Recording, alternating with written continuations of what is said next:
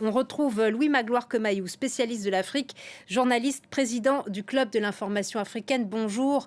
Ce départ des troupes Bonjour. françaises du Niger, c'est une page qui se tourne dans les relations entre Paris et Niamey. Il n'y a plus de relations visiblement avec la junte, mais y a-t-il encore des contacts avec le président démocratiquement élu nigérien, Mohamed Bazoum, toujours séquestré? Il est difficile de le savoir parce que ce sont généralement des tractations de coulisses qui se font très loin des lumières des projecteurs et surtout des caméras et des micros de médias. Mais ce qui est certain, c'est qu'aujourd'hui, les chefs d'État de la CEDEAO, la Communauté économique et de développement des États de l'Afrique de l'Ouest, ainsi que les partenaires multilatéraux et bilatéraux, essaient d'obtenir cette libération à la fois du président Bazoum, mais également de sa femme et de son fils. Selon les ONG internationales, plus de 4 millions de personnes ont actuellement besoin d'une assistance urgente au Niger. Quelle est la situation humanitaire dans le pays? Elle commence à être relativement normalisée parce que le principal port d'alimentation du Niger, c'était le Bénin. Le Bénin avait fermé ses frontières, comme la plupart des pays voisins du Niger, en raison de la décision qu'avait adoptée la CEDEAO. Cette frontière commence à être ouverte. Le Bénin, le président béninois a demandé la réouverture de la frontière. Je pense que les Nations Unies également ont demandé que sur le plan humanitaire, des gestes soient faits.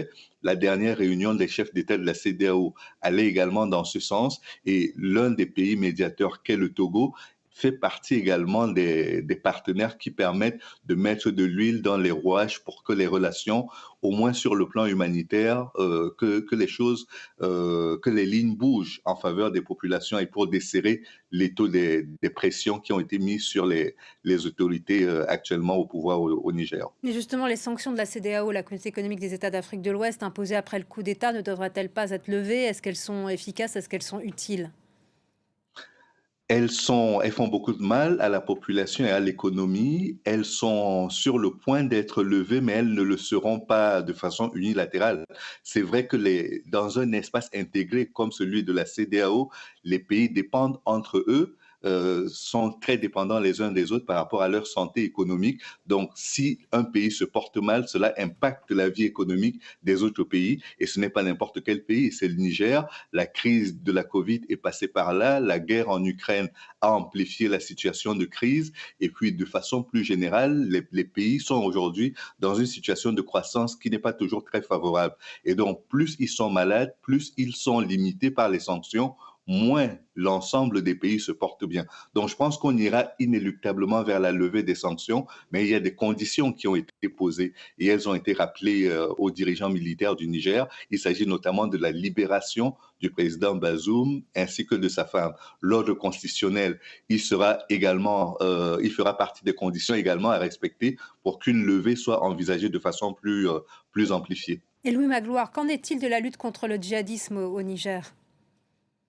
Aujourd'hui, avec le départ des soldats français, qui était inéluctable parce que de toute façon, les soldats qui doivent assurer la sécurité du Niger, des populations, des biens et des personnes, ce sont d'abord les soldats nigériens. Aujourd'hui, il y a une rupture de la relation diplomatique et de la coopération militaire avec la France. Cela dit, il y a cette alliance des États du Sahel qui a été constituée et il y a de nouveaux partenaires qui entrent en ligne de compte qui feront que probablement il y aura un autre angle qui sera donné à la lutte contre le terrorisme. Les premières victoires ne seront pas visibles de sitôt, mais je crois qu'à terme, avec les différentes coopérations qui ont été nouées nouvellement ou anciennement, les militaires ont l'expérience. Ça fait une dizaine d'années qu'ils se battent contre le terrorisme.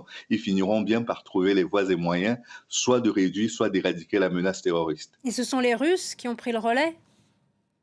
Pas que les Russes, les Américains ne sont jamais partis. Ils ont installé de nombreux appareils pour à la fois surveiller le Sahel et accompagner les militaires sur place. Ils accompagnaient notamment la force française qu'ils appuyaient sur le plan logistique.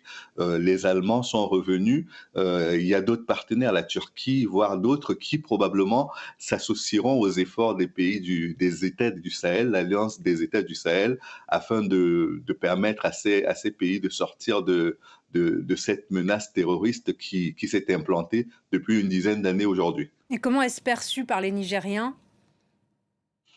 Pour le moment, ce sont les premières victimes, les Nigériens. C'est-à-dire que pour eux, le jeu d'alliance n'a pas de grande importance tant que cela ne change pas leur quotidien. Et pour elles, aujourd'hui, que ce soit avec les Français, avec les Russes ou avec n'importe quel autre partenaire, l'idée, c'est de retourner à une vie normale, d'arriver à vivre sans la peur du terrorisme ou sans les séquelles du terrorisme qui font qu'aujourd'hui, le développement du pays est hypothéqué, la vie sociale est hypothéquée et ces populations n'ont rien demandé. Tout ce qu'elles demandent, c'est arriver à vivre normalement, à profiter des richesses de leur pays et de pouvoir se déplacer aussi librement qu'elles le peuvent sur leur territoire et autour. Le Mali, le Burkina Faso, la Guinée-Conakry ont connu une série de putschs militaires. Est-ce que la France, d'après vous, ne doit pas changer radicalement sa politique africaine?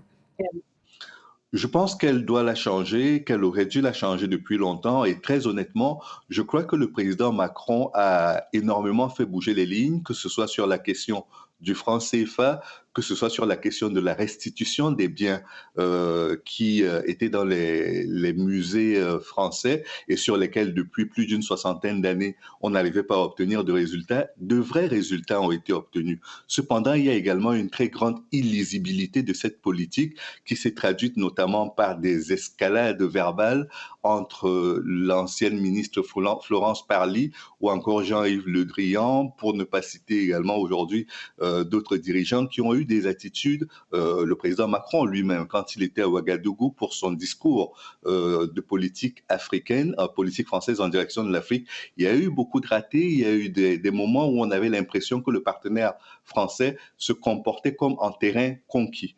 Et donc cela est venu un peu jeter un flou, jeter une illisibilité sur et le discours et les attitudes. Mais je pense qu'aujourd'hui, le moment est venu peut-être de digérer le fait que la relation n'est plus à son plus haut niveau et de faire comme avec le Rwanda, c'est-à-dire observer une période pendant laquelle on essaiera de comprendre ce qui n'a pas marché et puis de trouver les solutions pour que ça reparte. Exactement à l'instar de ce qui a été fait avec le Rwanda après le génocide des Tutsis de 1994. Aujourd'hui, on est 30 ans après et la situation n'est plus exactement la même. La normalisation a commencé avec le président Sarkozy, elle a été parachevée avec le président Macron à travers la normalisation que l'on a vue et la proposition de la secrétaire générale de la francophonie, qui est l'ancienne ministre des Affaires étrangères du Rwanda. Donc je pense que ce sont des moments qui sont liés à la hauteur d'esprit des hommes d'État, au caractère des personnes, et que, comme on le dit, les pays ne meurent pas, ce sont les personnes qui passent, et par moments, quand elles passent, les attitudes changent, et on peut passer de tout à rien, voire, et vice-versa. Rapidement, l'historien Achille Mbembe, il parle quand même d'une défaite morale et intellectuelle infligée à la France. Comment renouer un partenariat équilibré? Il faudrait aujourd'hui partir d'abord de l'idée que les pays africains ont certes été, pour certains, des colonies françaises, mais qu'aujourd'hui, on doit être dans un rapport d'égal à égal et que l'exploitation, notamment sur le plan économique, ne doit pas être bénéfique uniquement pour l'une des parties. Et ici, beaucoup d'Africains ont considéré que non seulement sur la question du franc CFA, sur la question des bases militaires et même sur d'autres sujets, c'était gagnant-perdant. Donc aujourd'hui, il faudrait qu'on soit déjà dans cette relation gagnant-gagnant et qu'ensuite, le fait que l'Afrique s'ouvre à d'autres partenaires ne soit pas considéré comme une gifle pour la France. C'est une marche normale de l'histoire. La France elle-même a de nombreux partenaires et que ces partenaires africains agissent de même n'est ni une défiance ni un refus du passé. C'est simplement la marche de l'histoire. L'Afrique est devenue aujourd'hui un carrefour diplomatique où se croise tout le monde et si la France peut rester partenaire et amplifier ce mouvement, je pense que tout le monde y gagnera. Merci beaucoup Louis Magloire Quemaillou d'avoir été avec nous sur France 24. Merci pour votre décryptage.